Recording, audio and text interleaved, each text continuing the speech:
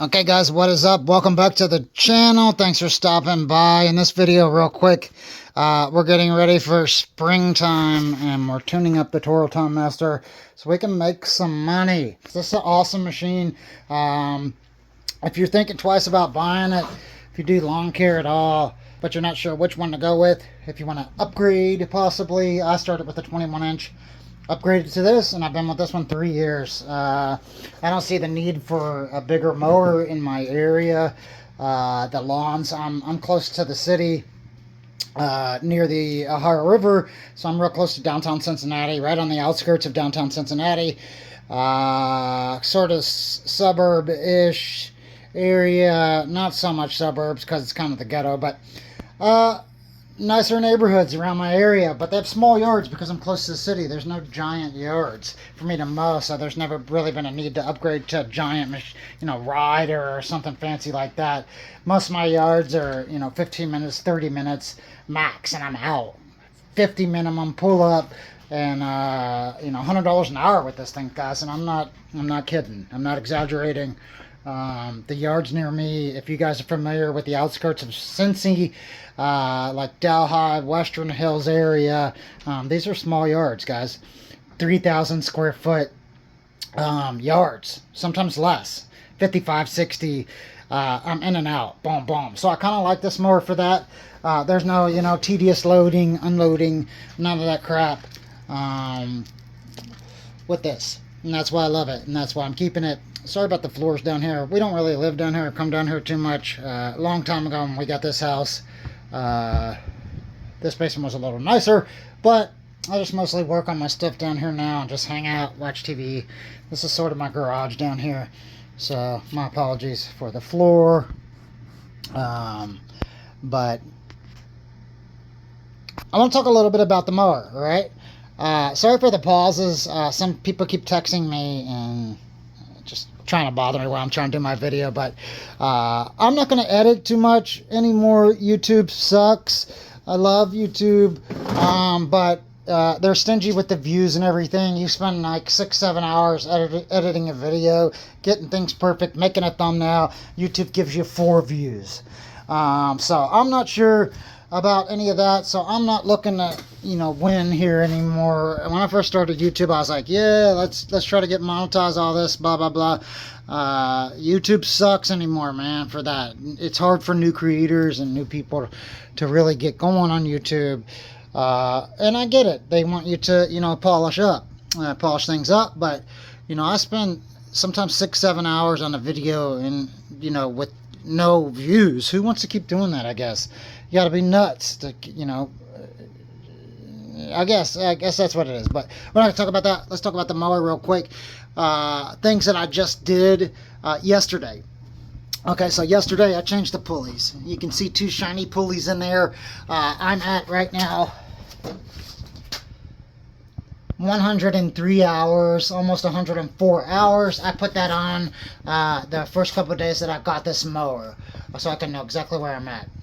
This mower is not, a cheaper mower. I think they're around $1,500-$1,600 where I'm at, $1,700. But that's not cheap, kind of. So you want to get an hour meter. That's the first tip. Put an hour meter on it. Know where you're at. Track the yard you're mowing. If you're using this for personal use, maybe you don't need the hour meter, but I still recommend it to know where you're at on your machine. It's a pretty good investment for me.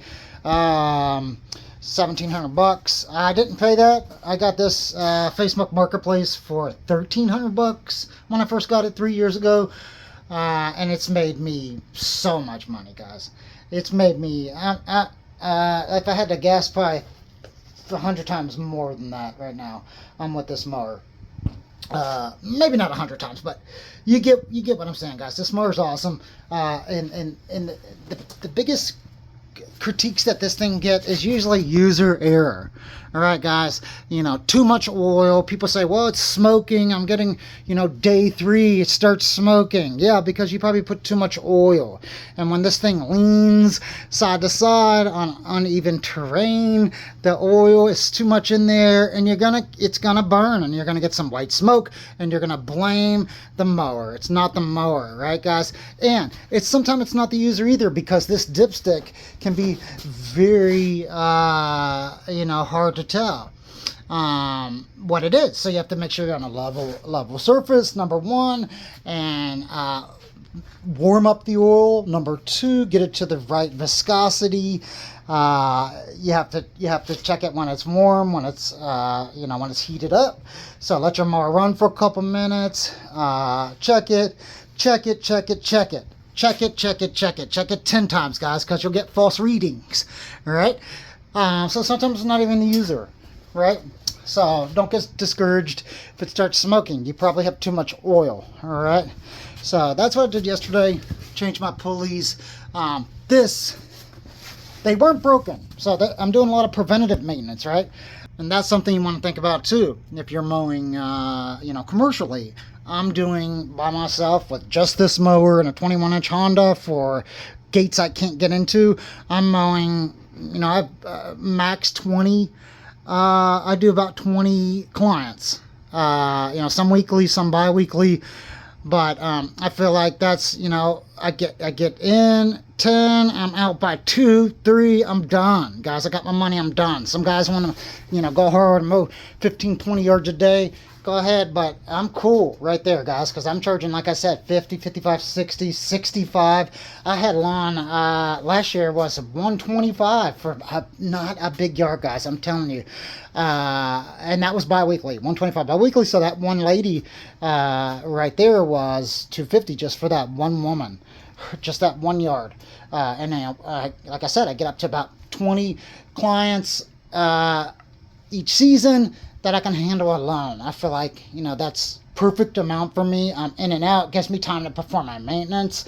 Because if you're doing too many, guys, you won't even have time to perform maintenance if you're doing too many. And I guess that's a good thing, because these become throwaway mowers, right? Sales eat costs, right? So there's pros and cons, but I'm getting older. At the same time, I like to come home and chill. I'm in and out. Like I said, I go on, get there about 9, 10 sometimes. I get there late, guys, and I'm done early with this thing. Boom, boom, where I'm at, small yards, in and out, right? So, second thing I did, back to the mower, I changed the timing belt. Wasn't broke, again. Just preventative maintenance. It was the original timing belt that was there, so it was probably due 103 hours. It was probably due for a change, but it wasn't broken. It didn't have cracks or anything. But again, preventive maintenance, guys. You don't want to break down the middle of the season and have downtime. You have to tell your clients, well, I can't get there. And then guess what they're going to do? They'll get someone else, and you're probably dead to them. Sometimes that's how it happens. I don't do contracts because, like I said, I'm in and out of these yards. A lot of these people, this is my 3rd year, so I've kind of built up a little list. And that's what it takes, guys. Year 1, you're going to be building your list. You're going to maybe give deals, make people happy, go above and beyond, make them love you, make them miss you, all right? And that's what I did the first year. I went above and beyond. I did a lot of free stuff. I made people love me. And that'll lead to different work too, guys. I do all kind of stuff. Handyman work. It'll lead to pressure washing jobs if you guys have a pressure washer. A lot of my lawn care stuff has led to other jobs. I rehabbed a couple houses for a lawn care person one time, and that's just how it works, guys. So always try to go above and beyond. Do more than what's expected, and people will love you. They'll miss you. I try to make people miss me when I'm gone, right? And that builds your network. That's how you build a network, right? That's how you build rapport. People love you. Make them miss you. So that's the second thing I did yesterday. Something to look out for that I did, right? Look in there. Those bolts in there holding that down, right? Those aren't the original bolts. I broke them. First I stripped them, right? I think I stripped them. I'm not sure, guys. You have to take that bracket off right there where that bolt is with the washer on it. This whole bracket has to come off, right? to get to update your pulleys here. You have to take that off. And somehow I broke these bolts. Where are they at? You can see them again right there, that black bolt. I broke that black bolt. First I stripped it. It kept spinning. This wouldn't tighten back down. And then, finally I realized, and I'm still unlearning, guys, so let's flip this over.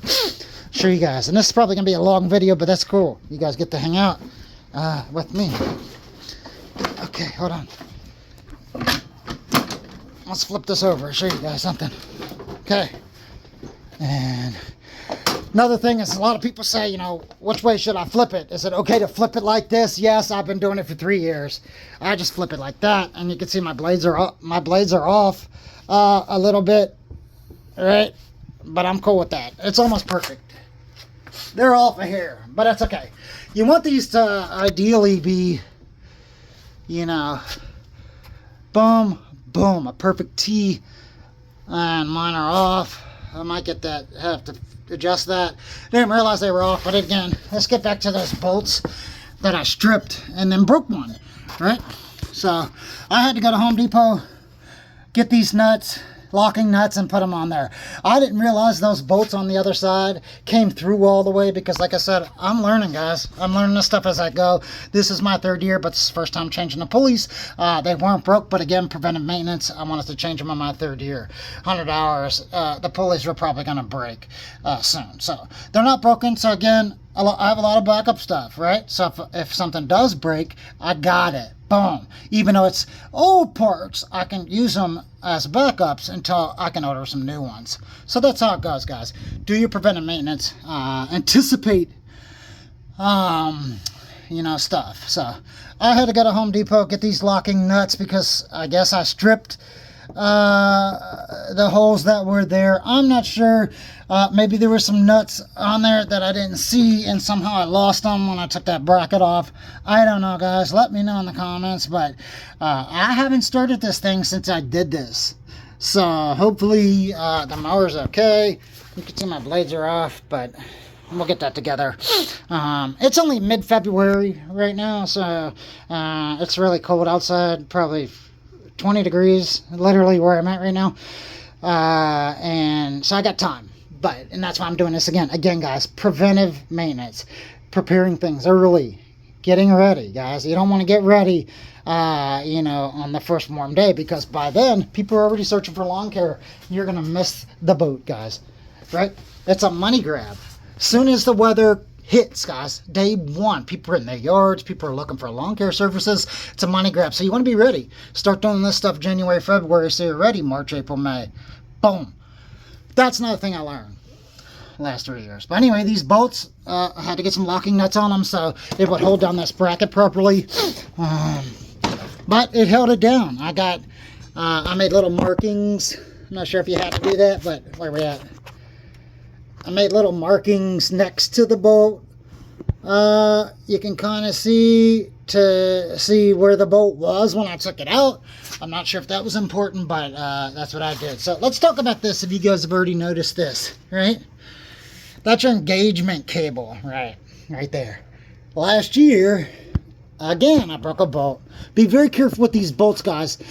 Toro makes very, very brittle bolts. I don't know why their bolts are so soft, but I was tightening, trying to adjust my engagement cable, and snap. Look, still in there hanging out. Who cares, right? I improvised, and I just tacked it to the side.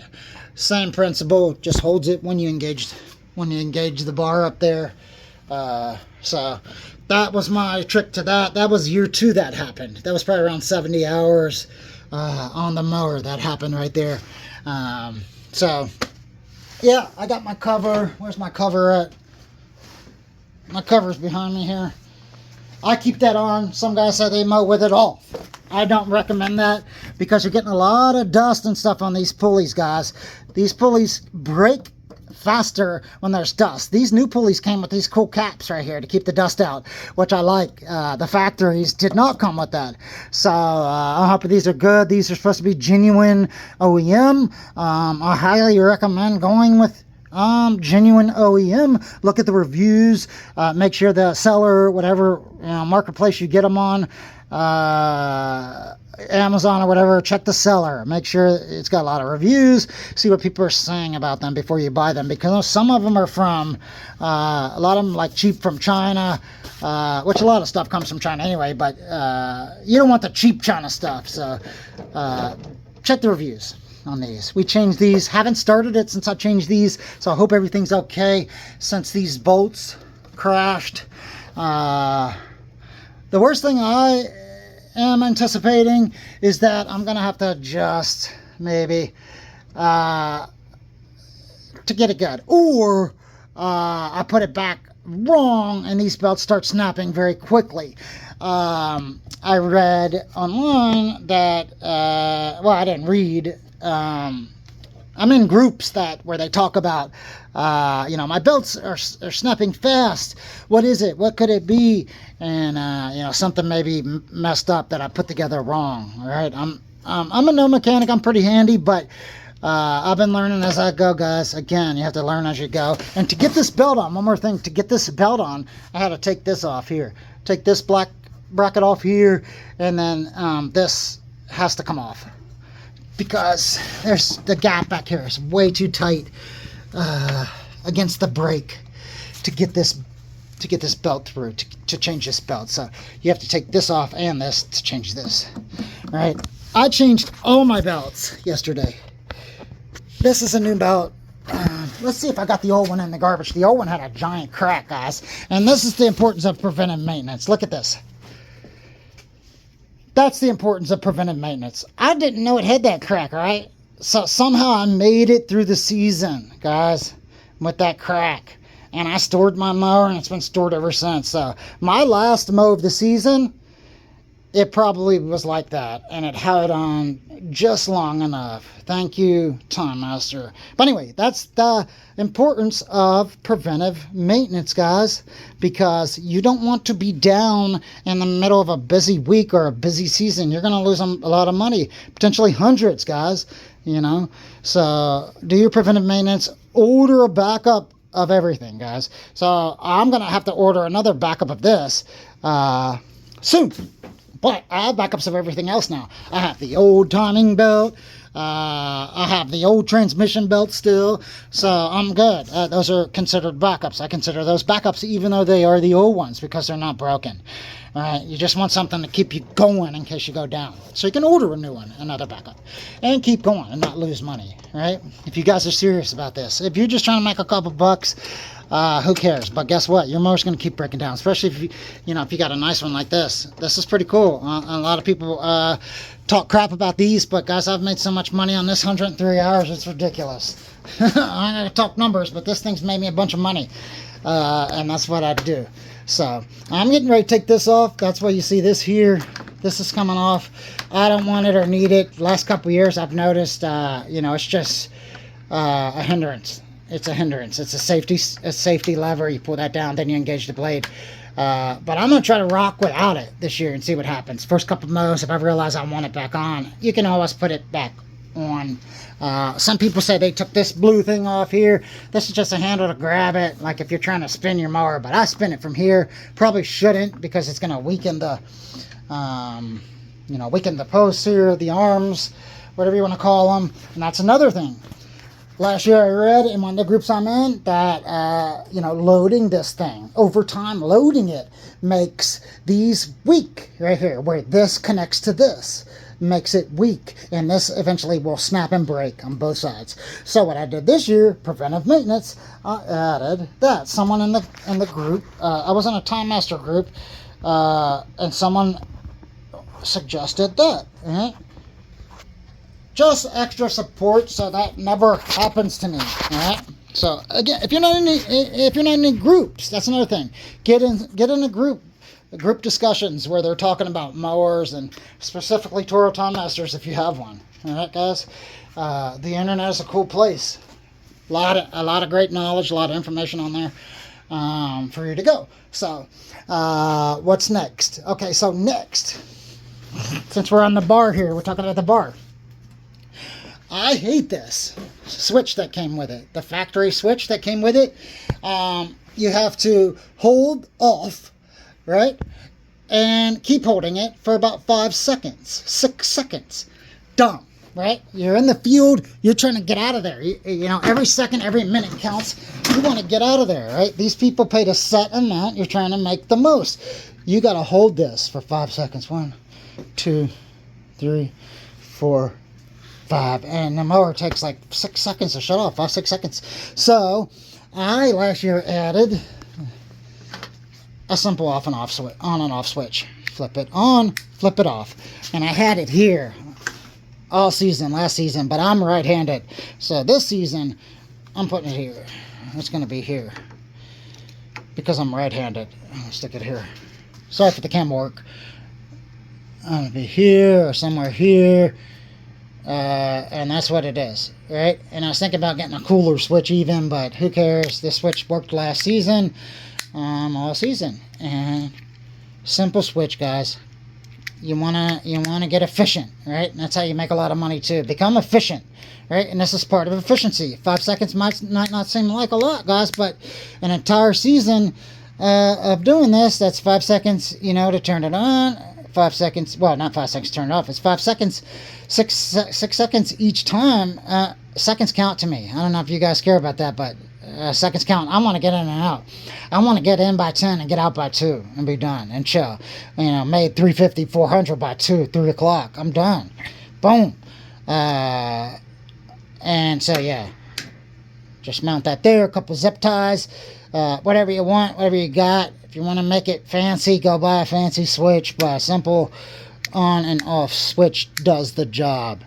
You're done. Hit the switch and walk away. That's it. So, what's next? All right, next. And this video's kind of long, so we'll try to hurry up. This thing broke on like my 5th mow. Year 1. This lever broke. It's very cheap, very flimsy, and I think made of some like cheap steel, almost like aluminum. It's dumb. Super thin. The weight of this mower is a lot. It's like 150, I think. I'm not sure the exact weight, but it's probably around 150, and this thing should have been way more heavy duty, right? Because this raises the weight up and down. It holds the weight. This lever does. So mow 4, I think. Mow 3 or 4. It was very early this thing broke. So I took this wheel off and I kind of tried to bend it back, but it's still cheap, flimsy, and weak. So there's a little plate in here. I don't know if you can see it. There's a little steel plate. I put some screws between the plate and this metal, and it pushed that plate out, giving this, let's see if we can pull it out. See how fast it fell? This thing weighs a ton, guys, and this thing's super cheap. Come on, Toro. $1,700 for a mower. Make shit better. See that little thing sticking out, that little peg sticking out? It pops into the holes when you want it to be a certain height. This thing had bent so far back that it wasn't staying in the hose. I would hit a small bump and it would pop out, and the mower would just drop to the ground during a mow. Mow 3, mow 4 did that. So I had to put some screws behind that metal plate there to push that peg out, so to speak, so it would stay in those holes and keep it at the height that you selected. I probably could have bought another one of these, but they're so cheap and thin, it probably would have done it again very quickly, so I just improvised it, and I'm on mow 3. This happened, I'm on season 3 right now. 4. Well, 3, yeah, 3. I'm sorry. 5th year doing it, but 3rd year with this mower. But anyway, this happened year 1 of having this mower, approximately mow 3. Very, like, this thing is brand new and this happened. So anyway, that worked. I put a couple screws between that plate and it pushed it out pretty far, so it gets a tight, it gets a tight hold on the hole now. It goes all the way in the hole. Doesn't fall out when I hit a bump. So that worked pretty good. It's like stronger than it was factory, and it looks like shit. So Toro, do better. Hope they did. I'm not sure if they have a new model of this one out yet. Probably do. Haven't looked because who cares? I got a good one already. Yeah, I think that's it, guys. This is a long video. I'm sorry about that. I wanted to, you know, try to touch on it. Oh, this thing broke. The string somehow came unwound, and it was jacked, guys. I had to replace this whole top here, and this one came from Amazon. It's a cheap one. I don't think this has to be OEM. It's not that serious. These things are like $10. These aren't very expensive, so I didn't go OEM with this, and this lasts the whole season here. This one, that's the coil. So yeah, that's it, guys. I won't hold you any longer. A long video. Sorry about that. One more thing. If you got tall grass, just simply bungee. This is what I do. Simply bungee it open because this thing will bog down. All right. People reported that it bogged down, and it does, right, guys? It's a 30-inch mower. If you try to hit 4-foot tall grass, it's gonna bog down. So again, user error. Open it up and let it fly. I let it fly 95% of the time, guys. The only time I don't let it fly is if I have to go past like vehicles or you know, weird spots that you don't want to let it fly. You close it for a second and then open it back up. Some people even built mechanisms where you control it here and you can open close it like that from up here, but I'm not building that. A simple bungee cord works for me. 95%, I'm rocking that thing wide open. Let it fly, guys. It's almost like you get more, you know, more cc's out of it, more, you know, more torque. I feel it hits so much harder when you let it fly. Just be careful when you're letting it fly. Don't piss off the neighbors. Don't, you know, soak up their car with clippings because it sucks to get them off. Just be polite, be aware. It's the most thing. But that's it, guys. I hope you like this video. Subscribe if you got value, and hit me in the next one. See you guys.